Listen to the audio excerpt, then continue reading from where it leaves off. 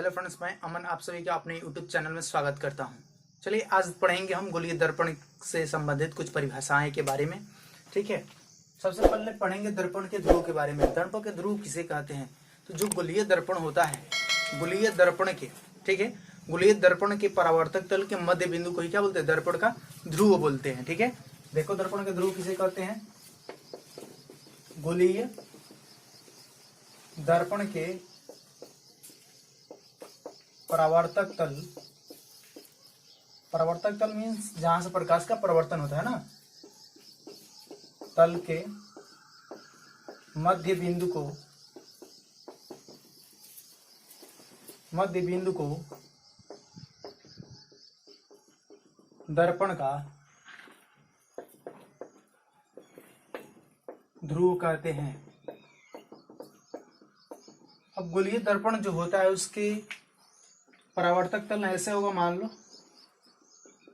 ये कौन सा दर्पण है? अवतल दर्पण है ना, पहले वाली वीडियो में हो चुका है अवतल दर्पण। तो अवतल दर्पण में क्या होता है, यानी कि इस दोनों के बीच में कुछ दूरी होंगी, दोनों के बीच की दूरी यानी कि बीच में कहाँ आएंगे?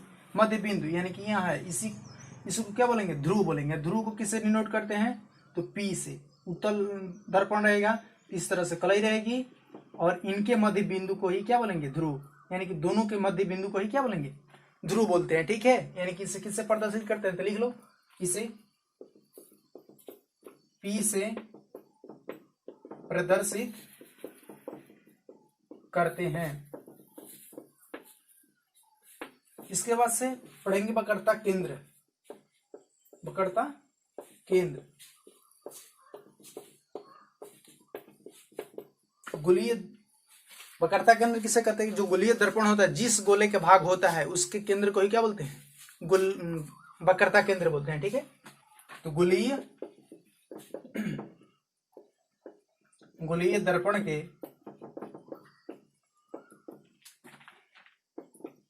गोलीय दर्पण जिस गोले का भाग होता है उसके केंद्र को दर्पण का वक्रता केंद्र कहते हैं।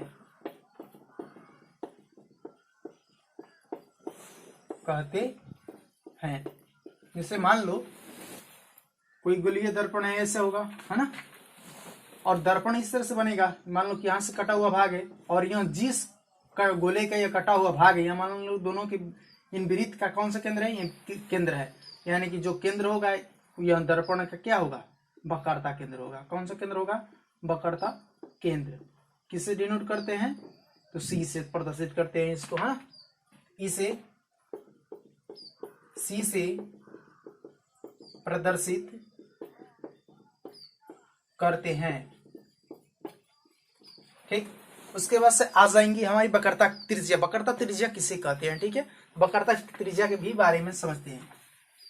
वक्रता त्रिज्या गोलीय दर्पण के, ये भी गोलीय दर्पण की जो जिस गोला की त्रिज्या होगी उसी को क्या बोलेंगे? उसी को बोलेंगे वक्रता त्रिज्या। ठीक है, गोलीय दर्पण जिस गोले का भाग होता है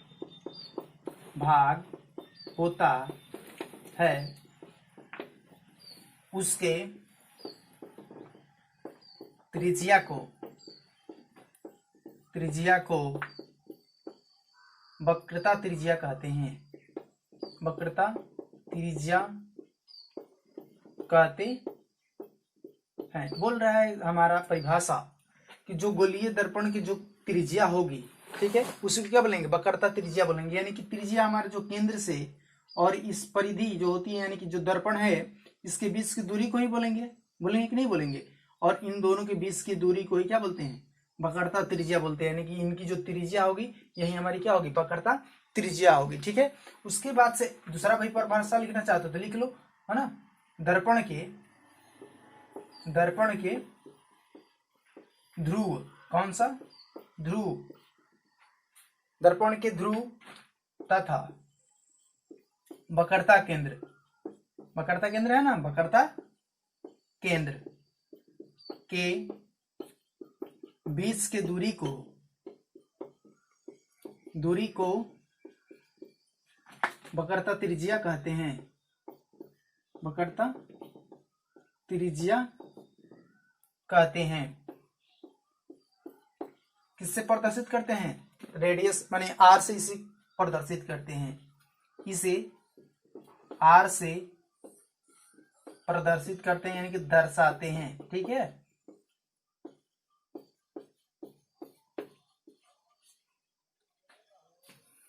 उसके बाद से देखो थोड़ा सा आप लोग स्क्रीनशॉट ले लीजिए या उतार लीजिए और इसके बाद से मैं आगे बताता हूं।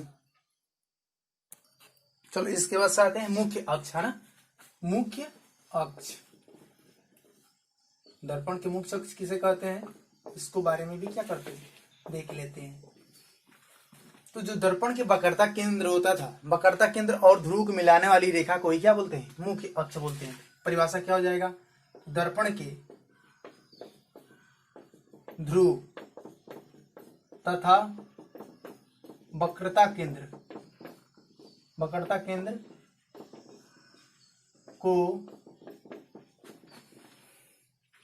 मिलाने वाली रेखा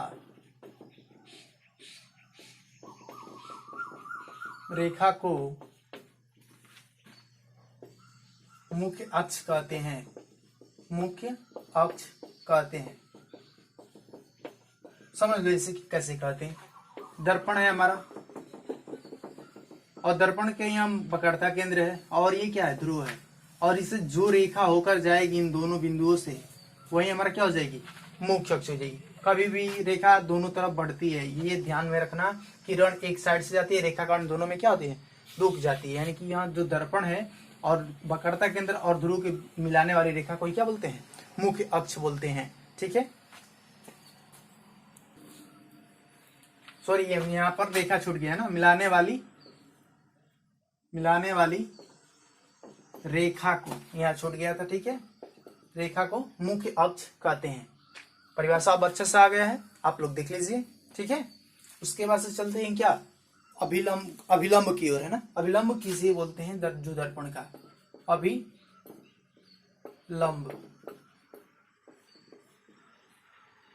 थोड़ा स्पीड बता रहा हूं क्योंकि वीडियो लंबी हो जाएगी। ठीक है, अभिलंब गोलीय दर्पण के किसी भी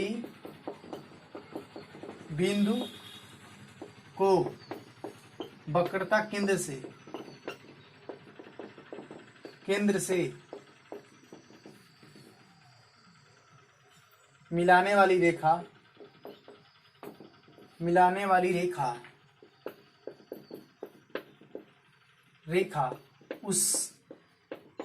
उस गोलीय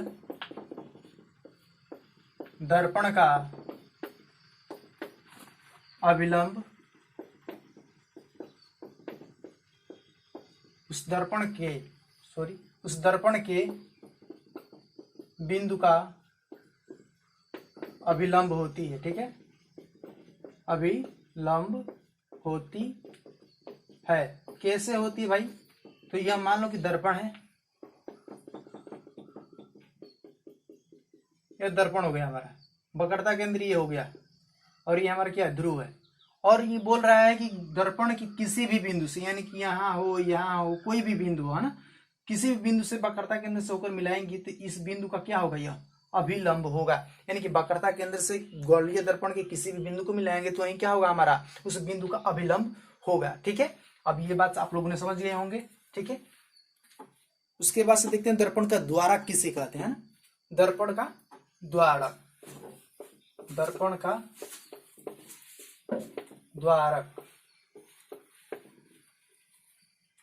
द्वारक किसे कहते हैं, तो गोलीय दर्पण के जो परावर्तक तल होता है, ठीक है, यानी कि जो दर्पण का द्वारक है, दर्पण का द्वारक किसे कहते हैं, तो दर्पण का द्वारक उसे कहेंगे जो गोलीय दर्पण होगा, उसके परावर्तक तल होंगे, उसके बाहरी सिरों को मिलाने वाली जो रेखा होगी यानी कि जो जीवा होगी उसी को हम क्या बोलेंगे, दर्पण का द्वारक बोलेंगे। ठीक है, तो ऐसे लिख लो इसका परिभाषा, गोलीय दर्पण के परावर्तक तल। परावर्तक तल मीन्स क्या, परावर्तन होने वाला तल। परावर्तक तल के बाहरी सिरों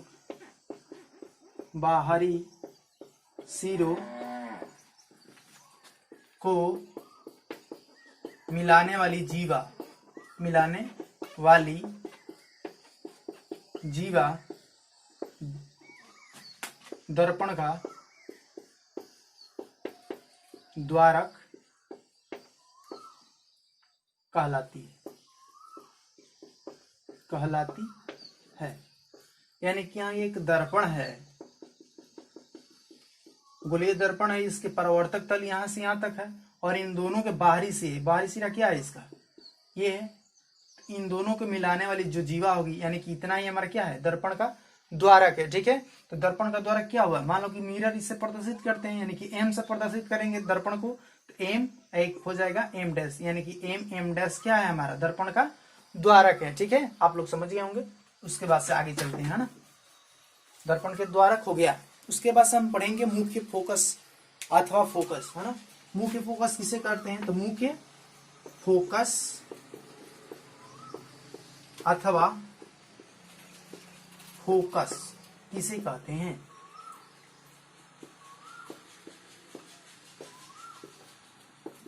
यानी कि जो मुख्य अक्ष हमारा होता था दर्पण का, उसके समांतर आने वाली किरणें दर्पण से टकराने के बाद, है ना, दर्पण से परावर्तन होने के बाद जिस बिंदु पर मिलती है या मिलती हुई प्रतीत होती है उसी को क्या बोलेंगे, मुख्य फोकस या मुख्य फोकस या फोकस। ठीक है, तो ऐसे परिभाषा लिख लो कि मुख्य अक्ष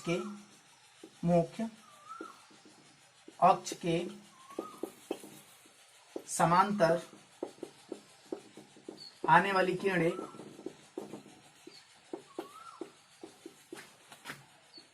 आने वाली प्रकाश की किरणें, है ना, प्रकाश की किरणें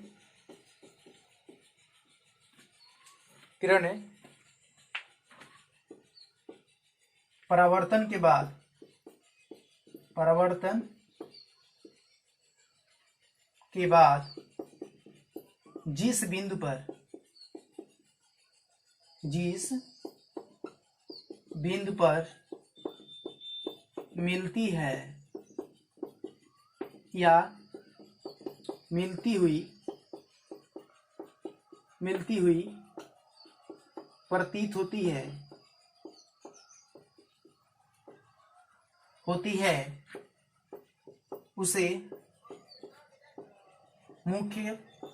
उसे दर्पण का, है ना, इस तरह से लिख लो और अच्छा रहेगा। दर्पण का मुख्य फोकस या फोकस कहते हैं, है ना, कहते हैं। इसको समझ लो कैसे, है ना।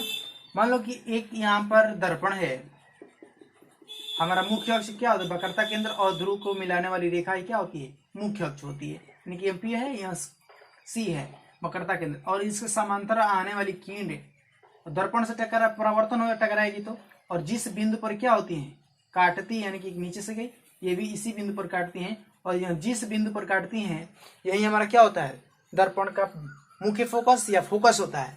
यदि हम उत्तल दर्पण की बात कर दें, उत्तल दर्पण में क्या होता है, दर्पण की प्रकाश आएगा इस साइड से, यानी कि प्रकाश मुख्य समांतर आएगा, टकराएगा और वापस चला जाएगा, यानी कि ये भी आएगा, टकराएगा, फिर वापस चलाएगा, और जिस बिंदु पर यहाँ आपतित होगा यानी कि मिलता हुआ दिखाई देगा, यानी कि जहां से समझ में आएगा कि यहाँ यहीं से प्रकाश आ रहा है, ये इसी को हम क्या बोलेंगे, मुख्य फोकस। इसी को क्या बोलेंगे, मुख्य फोकस या फोकस। ठीक है, उसके बाद से देखते हैं मुख्य फोकस दूरी किसे कहते हैं, ना। थोड़ा सा आप लोग स्क्रीनशॉट ले लीजिए या इसको नोट डाउन कर लीजिए वीडियो को रोककर। ठीक है, अब देखते हैं फोकस दूरी को, है ना। फोकस दूरी किसे कहते हैं, फोकस तो पढ़ लिया ना। फोकस को किससे प्रदर्शित करते हैं, तो एफ से। ठीक है, याद रखना, छूट गया था। अब देखो फोकस दूरी किसे कहते हैं, दर्पण के दर्पण के ध्रुव तथा फोकस के, मुख्य फोकस या फोकस के बीच की दूरी को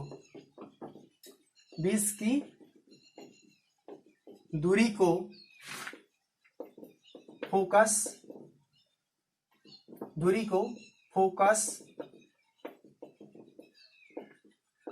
दूरी कहते हैं। इसे भी एफ से प्रदर्शित करते हैं, बट इसे स्मॉल एफ से प्रदर्शित करते हैं। ठीक है, उसके बाद से आ जाएगा क्या, फोकस तल किसे कहते हैं? फोकस तल किसे कहेंगे? तो फोकस तल किसे कहेंगे? तो फोकस से होकर जाने वाले तथा मुख्य अक्ष के लंबवत तल को फोकस तल कहते हैं। फोकस तल कहते हैं, समझ लो इसको, है ना। ये हमारा दर्पण हो गया, ये दर्पण हो गया। ठीक है, और जो किरणें आ रही थी यानी कि मुख्य अक्ष के समांतर, यहाँ P है और यहाँ C है, और यहाँ समांतर किरणें आ रही थी और टकरा रही थी, जिस बिंदु को काट रहे थे उसे क्या बोल रहे थे? फोकस बोल रहे थे, यानी कि F बोल रहे थे। और इन फोकस से होकर जाने वाली, ठीक है, बोल रहा है कि फोकस से होकर जाने वाले तथा मुख्य अक्ष के लंबवत, यानी कि मुख्य अक्ष हमारा क्या है? ये है, इसके लंबवत कौन सी रेखा होगी? यानी कि यही ना होगी। ठीक है, और इसके इसी तल को हम क्या बोलते हैं? फोकस तल बोलते हैं। सो आप लोगों को समझ में आ चुका होगा। ठीक है, फोकस तल किसे कहते हैं। चलिए आज के लिए इतना ही। आप लोग वीडियो को रोककर या स्क्रीनशॉट लेकर आप लोग नोट्स बना लीजिएगा। धन्यवाद। आप लोग यदि चैनल पर नए हो तो चैनल को सब्सक्राइब कर लें और अपने दोस्तों के साथ शेयर करें। आज के लिए इतना ही। Bye bye, take care, have a nice day. धन्यवाद।